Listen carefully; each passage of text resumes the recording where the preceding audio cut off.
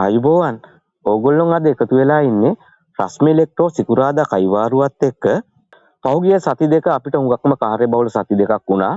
ඒකෙදි අපිට හුඟක් අකටතැබ්බවල් වලට මුහුණ දෙන්න සිද්ධ වුණා. ඒ අකටතැබ්බවල් වලින් එකක් අද කියන්න යනවා. අපිට මේ අකටතැබ්බට මුහුණ දෙන්න සිද්ධ වුණේ සෝලර් පැනල් බිස්නස් එකක් කරන්න ගිහිල්ලා. මුලින්ම කියන්න ඕනේ රශ්මි ඉලෙක්ට්‍රෝ කියන්නේ හෝම් බේස් ඔන්ලයින් බිස්නස් එකක්. ඕගලන්ට ඕනම දෙයක් අපේ ප්ලේස් එකට ඇහිල්ලා ගන්න පුළුවන්. සෝලර් පැනල් අපේ තැනට ඇහිල්ලා ගන්න බෑ. මොකද එතන ඉඩ නැහැ සහ ලෝඩින් අන්ලෝඩින් කරන්න සේවක පිරිසක් නැහැ. ඒ නිසා අපි රෙන්ට් එකට අරන් තියෙන වෙයාරහවුස් එක තමයි සෝලර් පැනල් තියෙන්නේ. එතන සෝලර් පැනල් ලෝඩින් අන්ලෝඩින් කරන්න සේවක පිරිසක් ඉන්නවා. අපේ ප්ලේස් එකට ඇහිල්ලා ඕගොල්ලෝ මුදල් ගෙව්වට පස්සේ අපේ තැන ඉඳලා කිලෝමීටර් දෙකක් දුරින් තියෙන වෙයාරහවුස් එකට ගිහිල්ලා තමයි ඕගොල්ලෝ සෝලර් පැනල් කලෙක්ට් කරගන්න ඕන. එතන මුදල් ගන්න කවුරුත් නැහැ. අපි මෙහෙන් ඕඩර් එක දුන්නාට පස්සේ ඔයගොල්ලන්ගේ වෙහිකල් නම්බර් එක, ID නම්බර් එක සහ මොබයිල් නම්බර් එක කිව්වට පස්සේ ඒ ටික චෙක් කරලා ඔයගොල්ලන්ගේ ඕඩර් එක එතනින් ගිහලා ලබා ගන්න පුළුවන්. අපි දවසකට විශාල ප්‍රමාණයක් සෝලර් පැනල් කුරියර් කරනවා. සෝලර් පැනල් සඳහා COD සේවාව නැහැ.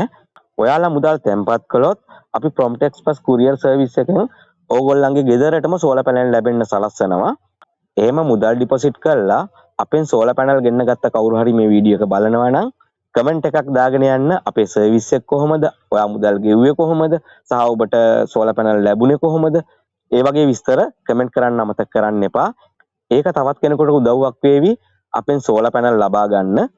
අපිට කුරියර් කරන්න පුළුවන් වොට් 150ට අඩු සෝලර් පැනල් විතරයි. වොට් 150ට වැඩි සෝලර් පැනල් අවශ්‍ය නම් අපේ ස්ථානයට ඇහිල්ලා මුදල් ගෙවලා වෙයාරහවුස් එකට ගිහිල්ලා කලෙක්ට් කරගන්න ඕන. එහෙම නැතුව සෝලර් පැනල් මිලදී ගන්න වෙනත් ක්‍රමවේදයක් අපි ගාව නැහැ.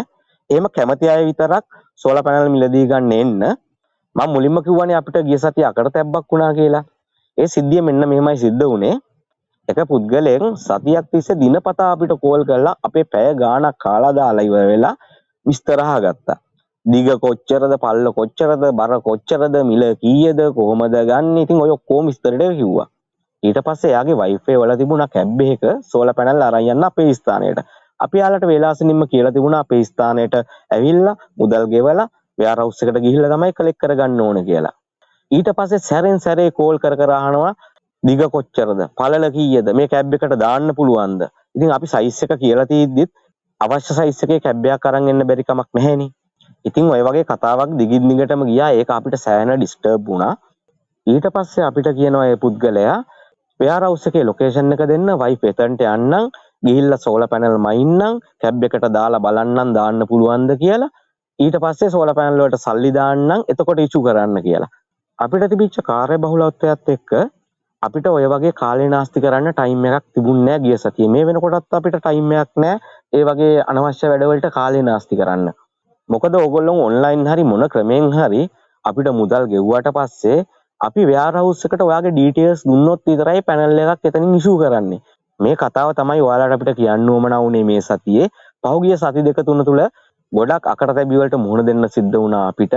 ඒ හැම කතාවක්ම ඉස්සරහට සිකුරාදා කයිවාරු වලින් අපි කතා කරමු. ලබන සිකුරාදා කයිවාරුවෙන් හමු වෙනතුරු ඔයාලට සුබ දවසක් වේවා.